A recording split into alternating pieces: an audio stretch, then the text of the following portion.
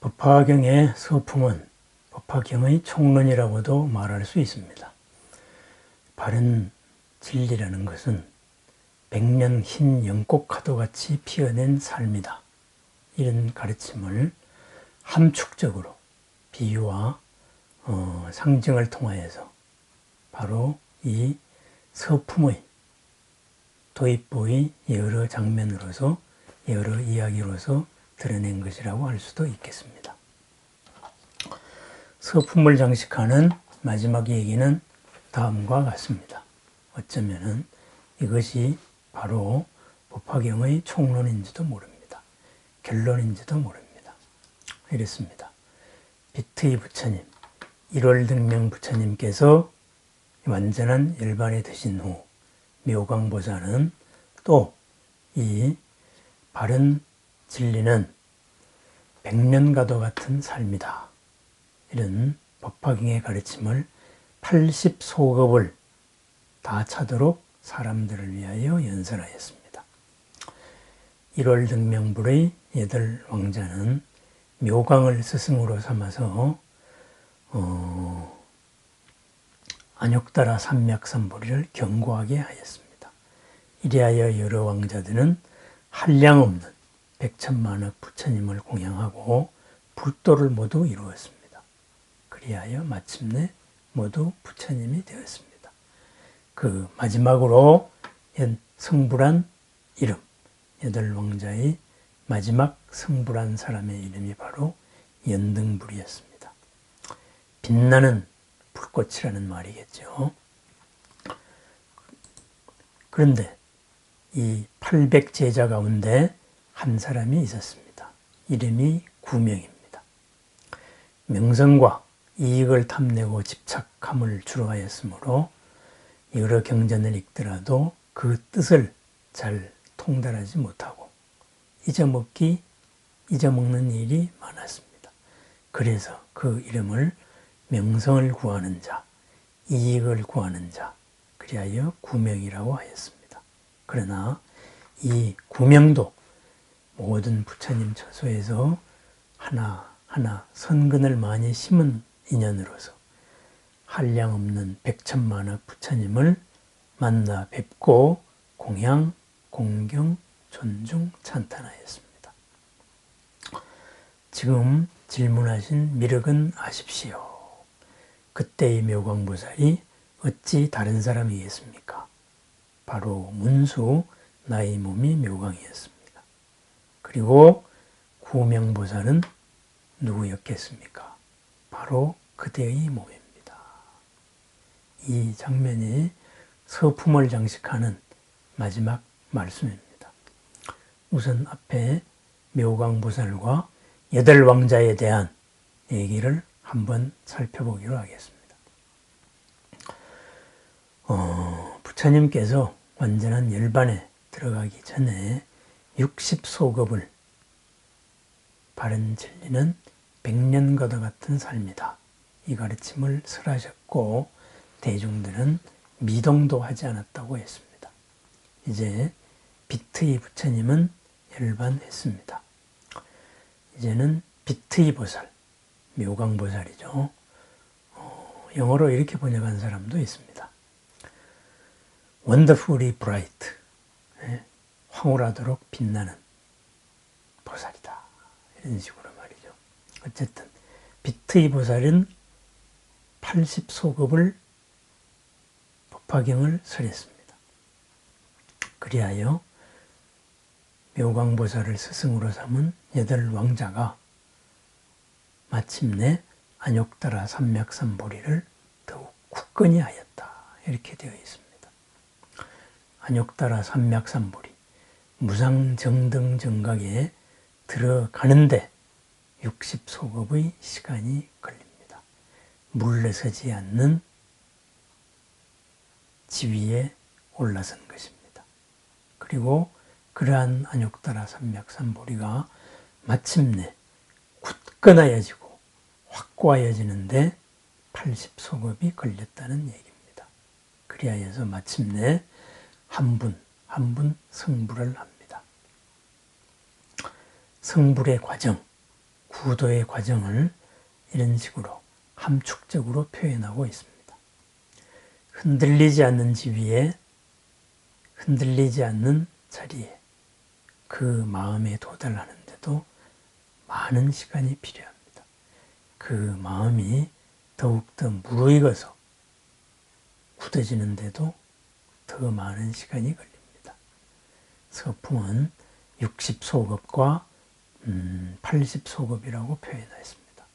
그 이후에 선등할 성불을 합니다. 부처님이 됩니다. 8 왕자가 유의 뜻을 가지고 뜻으로서 출발하고 선의로서 출발했던, 그리하여서 마침내 온 세상에 메아리를 일으켜 진리의 뜻을 실현시킨 8 왕자의 마지막 성불한 사람의 이름은 연등불입니다. 우리는 연등불이라는 이름이 참 익숙할 것입니다. 연등, 불타는 모습이죠. 등, 바로 등불입니다. 불타는 등불입니다. 빛나는 불꽃입니다. 그렇습니다. 부처님의 이름은 1월 등명이기도 하지만은 어둠의 세상에서는 빛나는 불꽃이기도 합니다. 그래서 연등불, 영어로는 버닝 토치, 이런 식으로도 번역을 했습니다. 어쨌든 내 스스로의 삶이 완성이 되는데 한량없는 시간이 필요합니다. 그 시간을 우리는 조급해서는 안 됩니다. 뚜벅뚜벅 걸어나가야 합니다. 뚜벅뚜벅 목표를 가지고 한 걸음 한 걸음 걷다가 보면은 어느 날 그 목표를 지나친 나 자신을 발견할 수 있습니다. 바로 60소급과 80소급, 그리고 성불에 얽힌 예계가 되겠습니다. 그런데 이 뚜벅뚜벅 걸어가는 과정, 어떻게 걸어가야 할 것인가, 법화경은 아주 놀라운 이야기로 마무리합니다. 바로 구명과 그리고 미륵보살에 대한 얘기로 이야기합니다. 미륵보살은 누구입니까? 바로 다음 세상에 이 세상을 구제할 구세주입니다. 다음 겁에 이 세상에 나타나서 이 세상을 용화세계로 만들 그러한 중심 인물이 바로 미륵보살입니다. 용화세계, 모든 존재들이 용과 같고 화, 빛나고 그리고 빛나는 꽃과 같은 세계, 모든 존재들이 각자의 생명 가치를 활짝 피어낸, 그리고 용과 같고 꽃과 같이 위대하고 장엄하고 아름다운 모습으로서 서로 어우러지는 세계, 그게 바로 용화세계입니다. 그러한 세계를 이끌 주인공이 바로 미륵보살입니다. 사랑의 보살입니다. 우정의 보살입니다. 호의의 보살입니다. 선의의 보살입니다. 그래서 미륵을 한자로 번역했을 때는 자씨보살이다, 사랑보살이다, 이렇게도 번역을 했습니다. 어쨌든 다음 세상의 구세주가 될 이 미륵보살이 전생을 다음과 같이 이야기합니다.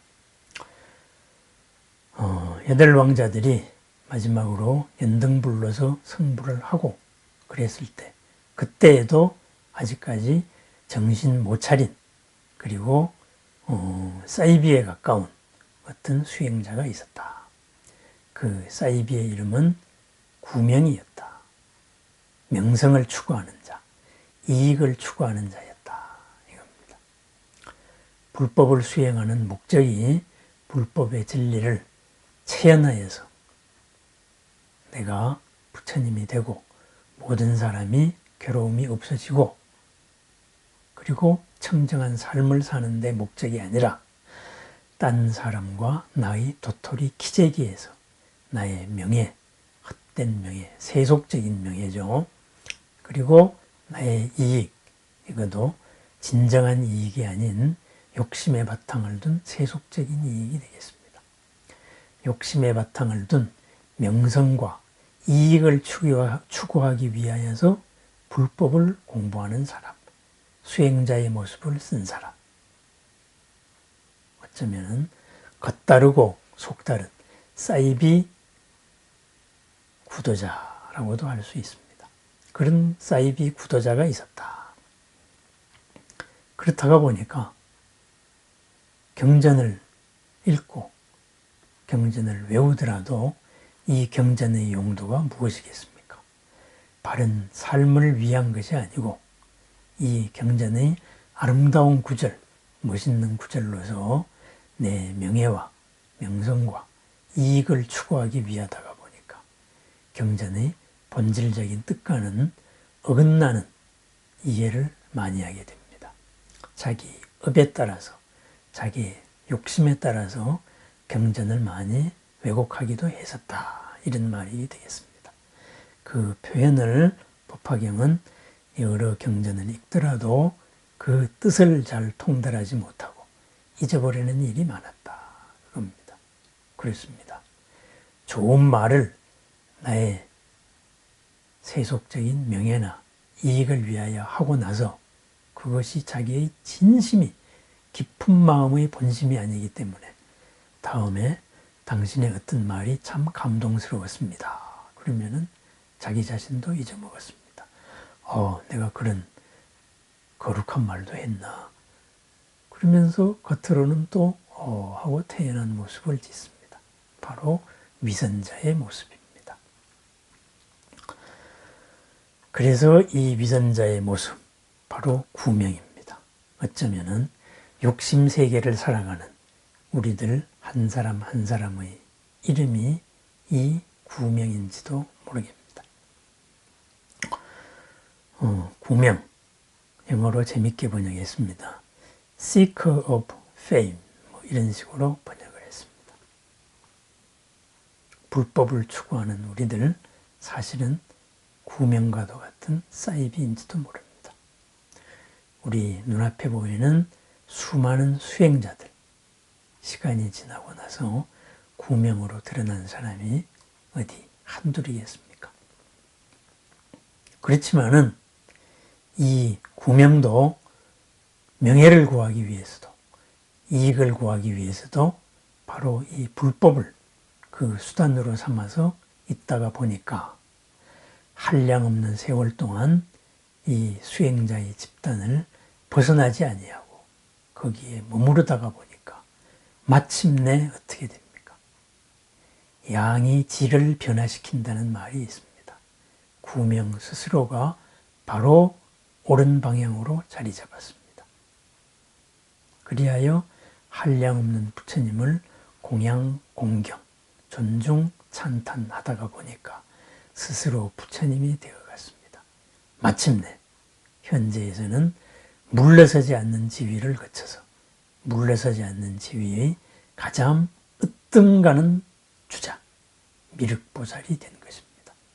사이비가 바로 구세주가 된 것입니다. 이 말이 법화경 총론 서품의 마지막에 등장한 이유가 무엇이겠습니까? 뚜렷한 목표 그리고 과정이다. 이런 말입니다. 중요한 것은 과정입니다. 가장 중요한 것은 우리가 어떻게 살아가야 된다는 목표가 될 것입니다. 그 다음에 그 목표 설정이 이루어진 다음에는 어떻게의 문제입니다. 무엇이가 결정되면은 어떻게 그것을 이룰 것이냐. 어떻게 법화경은 말합니다. 사이비더라도 지금 이 순간 그 방향만 잊지 말고 굳건히 버텨라. 그리고 굳건히 이 자리에서 노력해라. 그러한 것이 원칙임을, 바른 진리라는 것은 흰 연꽃과 같은 삶이라는 것을 그 그것이 원칙이라는 것을 잊어먹지 말라. 이렇게 말합니다.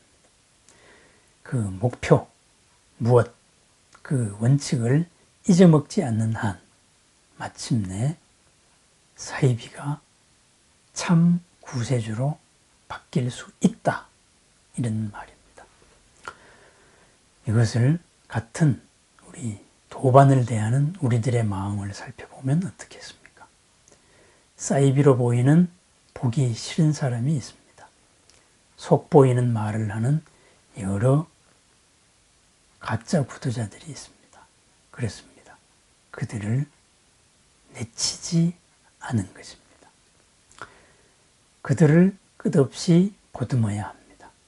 물론 그 보듬는 모습은 항상 오냐 하고 인정하고 이런 것은 아닐 것입니다.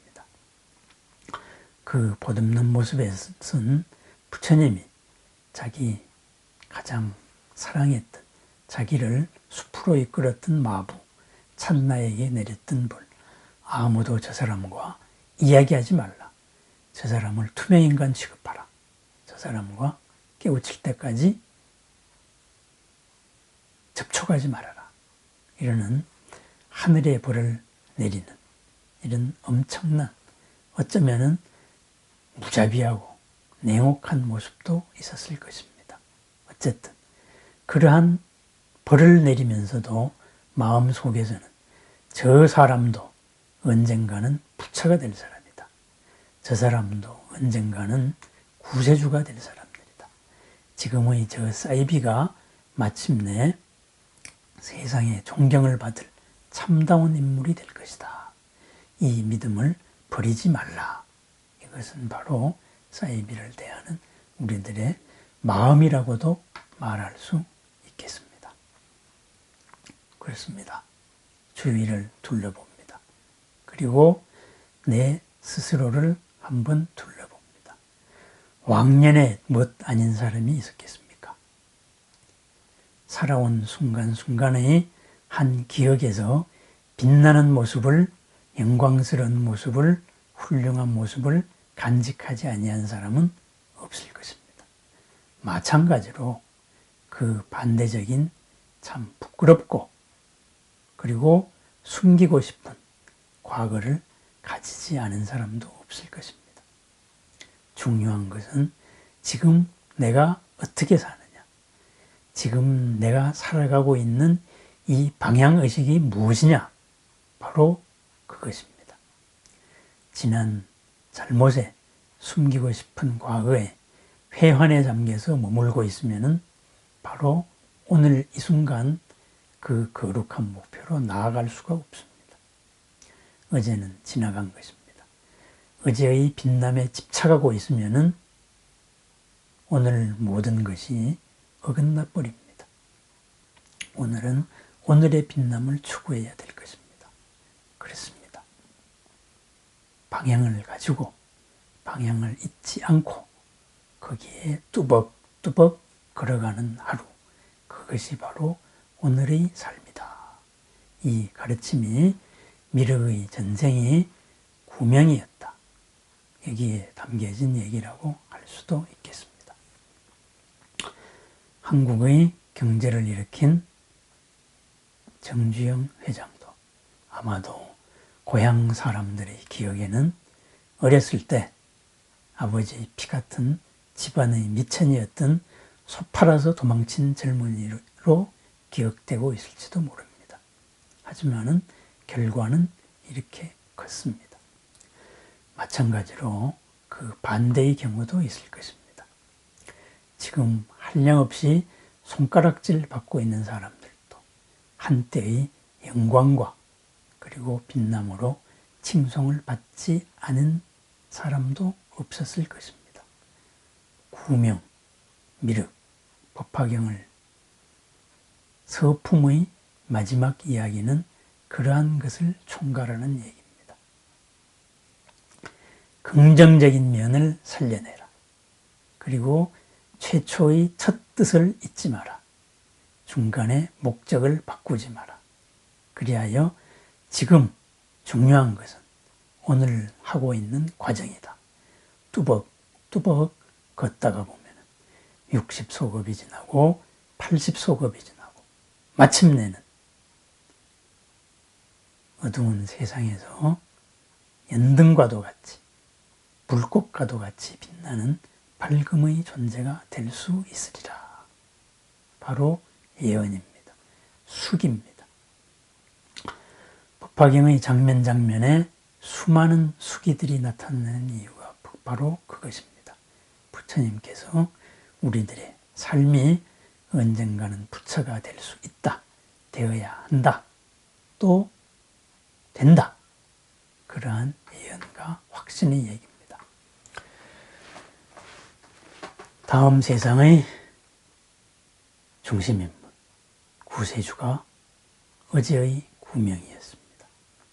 어제의 사이비가 오늘 참이 되었습니다. 그리고 이 참이 점점 더 커져서 마침내 모든 존재를 용과 같이 그리고 꽃과 같이 생명 가치를 아름다운 삶을, 괴로움 없는 삶을 피워낼 주인공이 된다고 합니다. 오늘 스스로의 마음가짐을 한번 살펴보십시다. 지난 일에 회한에 빠져 있을 수도 있고 지난 영광에 탐착해 있을 수도 있습니다. 그런 것은 중요한 것이 아닙니다. 오늘을 살아가는 과정입니다. 바른 진리는 연꽃과도 같은 삶이다. 이 방향의식을 잊지 않고 굳건히 나아가는 뚜벅뚜벅 오늘의 걸음, 그것이 중요하다. 바로 법화경의 서품을 장식하는 말씀이었습니다. 감사합니다.